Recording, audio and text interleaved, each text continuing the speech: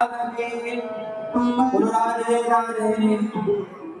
जब ये कथा विदुर जी महाराज सुने तो उनकी आंखों से आंसू आ गए और मैत्रेय मुनि से कहते हैं कि हे मैत्रेय जी, आपने तो सभी लीलाएं सुना दी, पर क्या भगवान कभी क्या राक्षसों का उद्धार नहीं किया? तो कोई एक राक्षसों की भी एक ऐसी कथा सुनाइए जिसमें कोई राक्षसों का उद्धार हुआ हो। तो मैत्रेय मुनि कहते हैं कि क्यों नहीं, भगवान ने तो राक्षसों संसार में 84,00,000 योनियां हैं।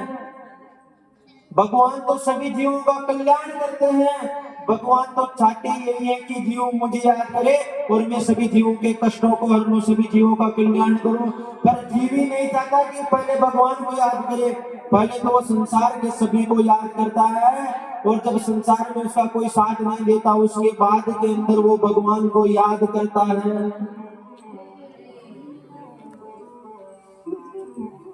तो राक्षसों के अंदर भी भगवान ने कृपा की है।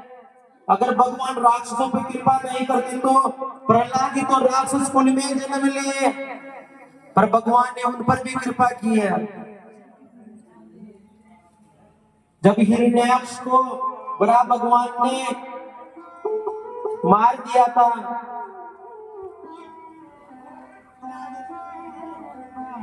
तो हिरण्याकश्यप भगवान से विरोध कर लिया, और जो भगवान से विरोध करता है उसका विनाश निश्चित है। अपने भाई की मृत्यु की वजह से जो हिरण्यकश्यप था वो भगवान से विरोध कर बैठा और कठोर तपस्या करने के लिए चला गया हिमालय के ऊपर। और जब कठोर तपस्या करी तो ब्रह्मा जी उसके सामने प्रकट हो गए और ब्रह्मा जी बोले कि मां क्या मांगना चाहता है? तो हिरण्यकश्यप कहता है कि मुझे तो अमृता का वरदान दो, मैं कभी मरूं ही नहीं। ब्रह्मा जी कहते हैं कि मरना तो पड़ेगा भैया, मुझे हमारी खुद की सांसें फिक्स है, हमें खुद को मरना पड़ता है, सभी को मरना पड़ता है। जो जन्म लेता है उसको वरदान मांगना तो कोई और दूसरा वरदान मांग।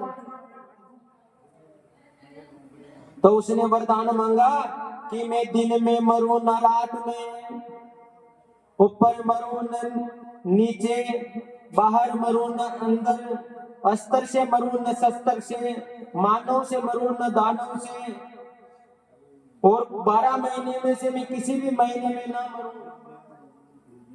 ऐसा वरदान मांगा उसने। ब्रह्मा जी ने कह दिया था दास तो तूने तपस्या करी है, जा तूने मांगा, तेरी इच्छा की जो फल है वो तुझे मिल जाएगा। हिरण्यकश्यप अपने राज्य में आ गया और खुद को ही भगवान समझने लग गया। जो भी भगवान की भक्ति करता उसको डांटने लग जाए, उसको पीटने लग जाए और कह दिया, ये ऐलान करवा दिया कि आज से मैं ही तुम्हारा सबका भगवान हूँ। आज से ही मैं तुम सबका भगवान। और कहने लग गया कि मेरा है तुम सब लोग मेरा नाम जाप करो, हो हिरण्यकश्यप देवाय नमः। मेरा ही सब नाम लो, मैं ही भगवान हूं तुम सबका। पर देखो पाप का सभी को घड़ा भरता है, पर हिरण्यकश्यप को ये पता नहीं कि अपना ही पुत्र भगवान भक्त निकलेगा और अपना ही पुत्र हमारा विनाश करवाएगा। कल भी एक बात बोले थे, परसों भी बोले थे कि अगर परिवार में एक भगत हो उसका कभी विरोध नहीं करना चाहिए, उसका कभी अपमान नहीं करना चाहिए। जिस दिन उसका अपमान हो गया मान लो हम सबका विरोध हो जाएगा। जब रावण ने लंका में से विभीषण को निकाल दिया तो रावण का भी विनाश हो गया। महाभारत के अंदर विदुर जी को निकाल दिया गया तो सभी कौरव मारे गए। और इस राक्षस कुल के अंदर भी भगत प्रहलाद जी जब भगवान के भगत बने, भगवान नाम को रटने लगे तो उनका सबने विरोध किया तो सबका विनाश हुआ। पर जब हिरण्यकश्यप तपस्या करने गया तब कयादू को कौन पकड़ के लेके जा रहा था? इंद्र पकड़ के लेकर जा रहा था। पर नारद जी ने बीच में से ही इंद्र से छुड़वा लिया और अपने आश्रम में ले गए। उस समय उस कयाधु के गर्भ था, गर्भ के अंदर एक बालक पड़ रहा था। जब उसके गर्भ के अंदर बालक था तब नारद जी ने उसको भगवत कथा सुना दी, तो वो बालक तो गर्भ के अंदर ही अमर हो गया। भगवान नारायण का नारायण नारायण गर्भ में ही करने लग गया। उसको तो भगवत कृपा उस गर्भ के अंदर ही हो गई। जब हिरण्यकश्यप अपने राज्य को चलाने लगा और जब उसके पुत्र हुआ भगत प्रहलाद, तो जैसे वो थोड़ा सा बड़ा हुआ तो हिरण्यकश्यप उसको कहां भेज दिया? गुरुकुल के अंदर पढ़ने भेज दिया, शुक्राचार्य जी के आश्रम में भेज दिया। और वहां उनको 2 अध्यापक अध्ययन करवाते थे। उनका नाम था संडा और अमरक। जो संडा और अमरक थे वो तो उनको कोई और चीज अध्ययन करवाते हैं, पर उनको तो अपने गुरु की कोई बात नहीं बाती थी। उनको तो एक श्री राम नारायण की कथा ही बाती थी प्रहलाद जी को। तो अब एक दिन प्रहलाद जी अपने राज्य में आ गए, तो जो हिरण्यकश्यप था वो अपने पुत्र प्रहलाद को गोदी में उठा लिया और अपनी गोद में बैठा कर पूछे कि बेटा बता इस जगत का भगवान कौन है? तो प्रहलाद जी कहते हैं कि पिताश्री, इस जगत के निर्माण करता, सृष्टि की रचना करने वाले मात्र तो एक सिर्फ नारायण ही है। अंत भी करने वाले नारायण है, बनाने वाला भी नारायण है और संहार करने वाला भी एकमात्र सिर्फ नारायण है। जिस प्रकार अगर कोई सोने का कंगन बन जाए, जब तक वो सोने का कंगन नहीं बनेगा तब तक तो वो सोना ही रहेगा, और जब उस सोने को हम कंगन बना देंगे तो वो सोने का कंगन हो जाएगा, और जब उस कंगन को वापस तोड़ देंगे तो सोना ही रह जाएगा। उसी प्रकार जब सृष्टि नहीं थी तब भी एकमात्र नारायण है, और जब सृष्टि बन गई तब भी एकमात्र नारायण है, और जब सृष्टि का प्रलय हो जाएगा तब भी एकमात्र नारायण ही रहेंगे। इसीलिए पिताजी, इस संसार को चलाने वाला एक जगत पिता एक सिर्फ नारायण है। ये बात सुनकर क्रोध आ गया किनको? हिरण्यकश्यप को। प्रहलाद जी को नीचे गिरा दिया उसने, और जो प्रहलाद जी को अध्ययन करवा रहे थे उन गुरुओं को बुलाया और उनको डांटने लगा। हिरण्यकश्यप की, मेरे पुत्र को ऐसी कैसी शिक्षा दे रहे हो तुम? दोनों गुरु हाथ जोड़कर बोले, महाराज हम तो इसको अच्छी शिक्षा देते हैं, पर ये तो नारायण नारायण बजता है सारा दिन। हिरण्यकश्यप ने कहा कि मैं आखिरी इसको मौका देता हूँ, इसको वापस गुरुकुल में ले जाओ और इसको दूसरा अध्ययन कराओ, इस नारायण के कीड़े को बाहर निकाल कर फेंक दो। वापस गुरुकुल में ले गए, पर गुरुकुल में भी गए तो गुरु की जो बातें बताए, गुरु जो नियम बताए, वो प्रहलाद जी को बातें ही नहीं थे। सभी शिष्य तो एक तरफ बैठे और प्रहलाद जी सबसे अलग जाकर बैठते।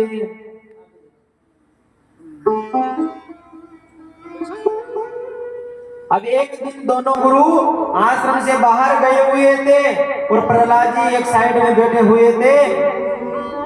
सारे शिष्य खेल रहे थे और बच्चे सब खेल रहे थे, तो सारे बच्चे एक जगह होकर प्रहलाद जी के पास आकर बैठ गए और बोले कि प्रहलाद तू ये बता, हमारे साथ खेलता नहीं है, हमारे से बोलता नहीं है, तेरे पिता तो सर्वशक्तिमान है। तो प्रहलाद जी ने उनको समझाया कि नारायण से बड़ा संसार में कोई नहीं है। सब शिष्य बोले कि ये बात तुझे किसने बोली? क्या सबूत है कि नारायण सब कुछ है? कि जब मैं मेरी गर्भ में था तब मेरी माता को इंद्र पकड़ के लेकर जा रहा था और मेरी माता को छुड़वाकर देवर्षि नारद ने अपने आश्रम में ले गया, और वहां पर जाने के बाद मुझे भगवान की अच्छी अच्छी कथाएं सुनाई, जिससे मेरी भगवत प्राप्ति हो गई। इसलिए नारायण अटल सत्य है। नारायण है तो ये सृष्टि है, नारायण नहीं तो ये सृष्टि नहीं है। जिस प्रकार जो हमारा शरीर है हम इसको भोजन करके तृप्त कर लें, इसको हष्ट पुष्ट कर ले, उसी प्रकार कानों के द्वारा जो हम भजन सुनते हैं उन भजनों से ही हमारी आत्मा अष्टपुष्ट होती है और भगवान का ज्ञान होता है। अगर तुम इन कानों से अगर भगवान के भजन नहीं सुनो, अगर भगवान का गायन नहीं करो, तो ये तुम्हारे छुए के जो बिल होते हैं उनके समान है। तुम इन पैरों से चलकर अगर तीर्थ यात्रा नहीं गए तो ये पैर आपके फेटों के बराबर है। इसीलिए भगवान का नाम ही सब कुछ है। भगवान के नाम में बहुत बड़ी महिमा है। भगवान के नाम में बहुत बड़ी महिमा है। तुम कितना भी कर लो, तुम कितना भी कमा लो, तुम कितना भी गाड़ी खड़ी कर लो, तुम कितने भी मकान बना लो, पर जिस दिन ईश्वर ने चाह लिया ना तो एक ही बार में वापस छीन लेगा। और ईश्वर ने चाह लिया तो एक ही रात में वापस भी दे देगा। इसलिए ब्रह्म सत्यम जगत मिथ्यम, ये जो संसार है ये असत्य है, एक सिर्फ सत्य तो एक सिर्फ नारायण है। देखो भक्तों, एक बात सुनना, एक कथा सुनना, इसको ध्यान लगाकर सुनना। एक पिता अपने बेटे को 100 रुपए देकर बोलता है कि बेटा जा बाजार में जा, इन 100 रुपए के अच्छे अच्छे फल लेकर आना है। अब वो बेटा 100 रुपए लेकर घर से निकल गया और बाजार में चला गया, पर बाजार में जाने के बाद वो अच्छे अच्छे फलों को भूल गया और वहां पर एक मदारी खेल दिखा रहा था, उस खेल में मगन हो गया और 100 रुपए को उस खेल के अंदर खर्च कर दिया। अब उसको डर लगने लग गया कि शाम को जाएंगे तो पिताजी दंड देंगे, पिताजी डांटेंगे। और शाम का समय हो गया, संध्या काल का समय हो गया, सारी दुकानें बंद भी हो गई। अब क्या करें? जब वो पिता के पास गया, पिता उसे दंड दिया, उसे डांटा। उसी प्रकार भगवान हमारे पिता है, हम उनके बेटे हैं, और जो 100 रुपए देकर भेजा है पिता, वो भगवान हमें 100 वर्ष की आयु देकर इस धरती पे भेजा है और बोल के भेजा है कि इस 100 वर्ष की आयु में अच्छे अच्छे फल लेकर आना है। पर हम यहाँ धरती पे मृत्यु लोक में आ गए और यहाँ इस मदारी के खेल में पड़ गए और सारी 100 वर्ष की आयु यहीं पे खर्च कर दी, हमें पता ही नहीं चला। फिर जीने में क्या जीना? हम तो जीना भी उसको मानते हैं जो शान से जिए, हम तो जीना भी उसे मानते हैं जो शान से जिए। पुत्र को अपने पिता के नाम से नहीं जाना चाहिए, बल्कि पुत्र के नाम से पिता को जाना चाहिए, तब तो जीने में जीना है। अगर इधर से कोई पटेल जी जा रहे हैं, कोई आदमी जा रहा है, तो ये बोल के जाना चाहिए कि ये फलाने के पिता जा रहे हैं। ऐसे कर्म करना चाहिए। और जब हम जिस माँ के जन्म ले लिया, जिस पिता ने हमारा पालन किया, जिस गुरु ने हमें शिक्षा दी, और हमने उसका आदर नहीं किया, पूरा जीवन ऐसे ही निकाल दिया, तो फिर जीने में क्या जीना है? जीने में जीना तो जब है जब हम जिस मातृभूमि में रह रहे हैं, जिस भूमि में हम रह रहे हैं, जिस माँ के हमने जन्म लिया है, जिस पिता के हमने जन्म लिया है, और जिस गुरु की शिक्षा को हम जन जन तक पहुंचा दे, तब तो जीने में जीना है, अन्यथा मर जाए वो बराबर है।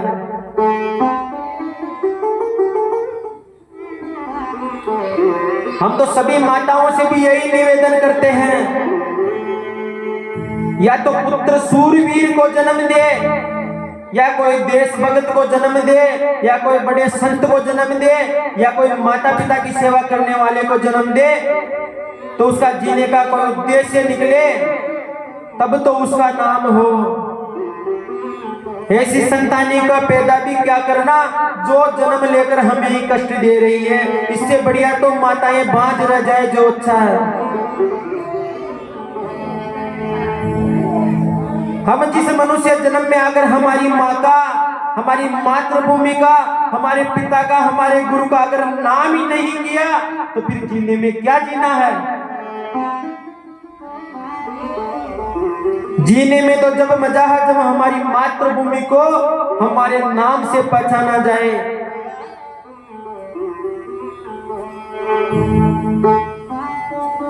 गर्व तो जब होता है जब हम इतना बड़ा अच्छा कार्य कर दे और झुककर मातृभूमि को अपने कर्म के लगाए, तब जाकर गर्व होता है। हम कोई अच्छा कार्य करके गर्व के साथ अगर हम हमारे माता पिता को चरणों को लगे, चरणों को में झुके, अपने उनका आशीर्वाद ले, तब गर्व हमारे माता पिता को होता है कि मेरी ऐसी संतान हुई है।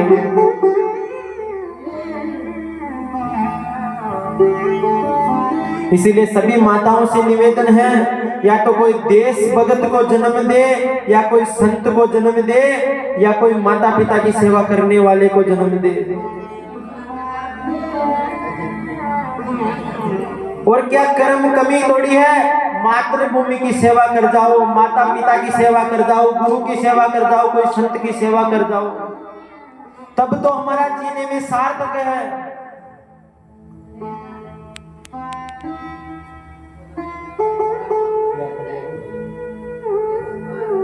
सबसे बड़ी भाग्यशाली तो बात यह है भक्तों कि हमारा जन्म भारत भूमि पर हुआ है। किस भूमि पर? भारत भूमि पर।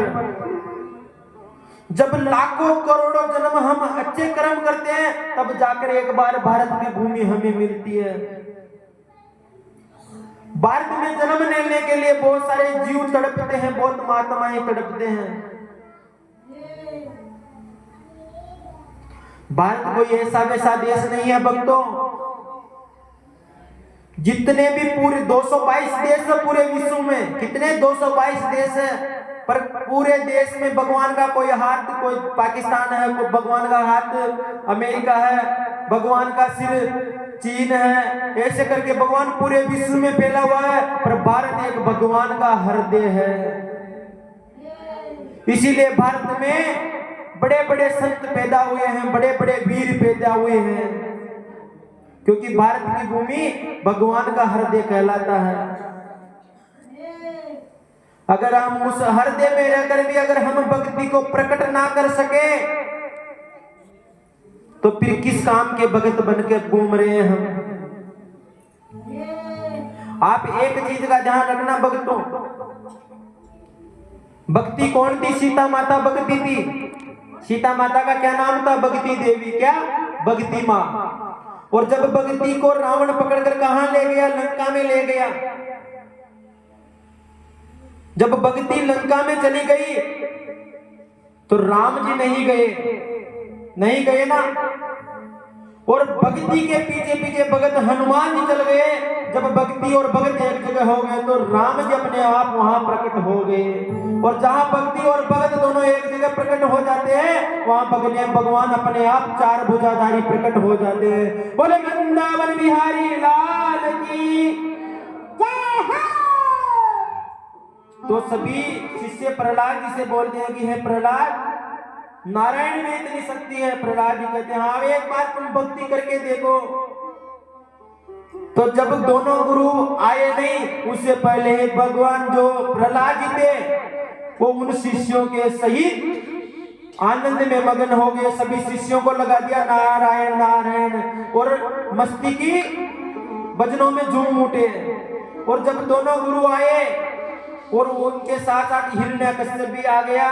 जब हिरण्यकश्यप ने देखा कि ये तो नारायण का नाम सभी जप रहे हैं, दोनों गुरु जाकर प्रहलाद जी को समझाया, चुप कराया, सभी शिष्यों को चुप कराया, नहीं कराया। दोनों गुरु भी नारायण की भक्ति में झूम उठे। जब एक बार सत्संग एक बार कान से पड़ जाए तो फिर कभी नहीं छूटता। दोनों गुरु भी नारायण की भक्ति में झूम उठे। ये बात हिरण्यकश्यप को बुरी लगी तो प्रहलाद जी को जकड़ लिया और प्रहलाद जी को पकड़ लिया कि तू कहता है कि बता तेरा नारायण कण कण में है, बता तेरा भगवान इस खंबे में है। देखो भगवान वैकुंठ से सब कुछ कर सकते हैं पर एक विश्वास सबसे बड़ी चीज है। जहां भगत भगवान को बुलाता है वही भगवान प्रकट हो जाते हैं। तो भगवान को उस हिरण्यकश्यप ने कहा कि बता तेरे भगवान इस कम्बे में प्रकट है। तो हिरण्य भगवान प्रहलाद जी थे, उन्होंने कहा कि इसी कम्बे में मेरे नारायण है। इतना सा कर गए भगवान नरसिंह रूप लेकर प्रकट हो गए। बोले नरसिंह भगवान की।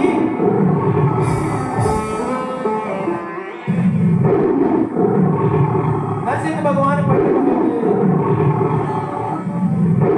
और नरसिंह भगवान प्रकट होकर उनकी लाल लाल आंखें, उनकी जीभ बाहर लबलबा रही थी। एक सब घबरा गए। एक बार तो हिरण्यकश्यप भी घबरा गया। पर हिरण्यकश्यप ने सोचा कि मुझे तो अमरता का वरदान है, मुझे कोई नहीं मार सकता। उतने में जो नरसिंह भगवान थे, नरसिंह भगवान ने हिरण्यकश्यप को पकड़ा और जो अंदर बाहर जाते हैं वो जो देड़ होती है उस पे लाकर अपनी जंघों पर लेटा दिया और लेटाकर अपने नाखूनों से हिरण्यकश्यप के हृदय को फाड़ दिया और अतड़ियों को निकालकर अपने गले में डाल लिया। सभी देवताओं ने फूल बरसाया पर भगवान का क्रोध शांत नहीं हुआ। भगवान का क्रोध शांत नहीं हुआ तो सभी देवता मिलकर माता लक्ष्मी को भेजा कि आप जाओ और भगवान को शांत कराओ। जैसे ही लक्ष्मी जी थोड़ी दूर तो आई पर लक्ष्मी जी भी भगवान को रूप को देखकर वापस दौड़कर चली गई, हिम्मत नहीं चली। और जब सबने मिलकर प्रहलाद जी को भेजा कि जाओ और आप भगवान को शांत कराओ, आप ये शांत करवा सकते हो। जैसे ही प्रहलाद जी भगवान के पास गए और प्रहलाद भगवान की आंखों से आंसू आ गए और प्रहलाद के अपने हृदय से लगा लिया और अपनी गोदी में बैठा लिया और सभी देवता भगवान की स्तुति करने लगे। बोले नरसिंह भगवान।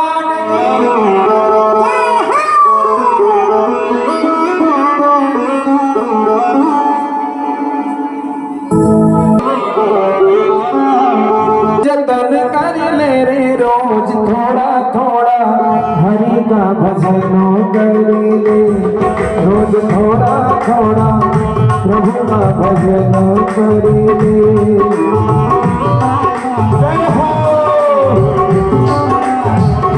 मुक्ति का कोई तो यतन कर मेरे रोज थोड़ा थोड़ा थोड़ा थोड़ा प्रभु का भजन कर ले।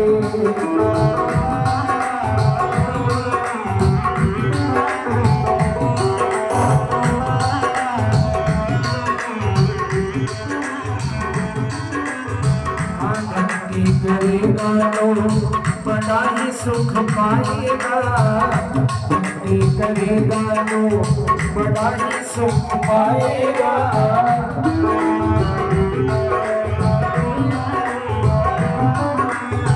भक्ति से आत्मा का मेल धुल जाएगा, भक्ति से आत्मा का मेल छूट जाएगा। हरि बोल। आत्मा के साथ साथ मन कर ले, आत्मा के साथ में मन कर ले। रोज थोड़ा थोड़ा थोड़ा थोड़ा हरि का भजन करे, रोज थोड़ा थोड़ा प्रभु का भजन करे।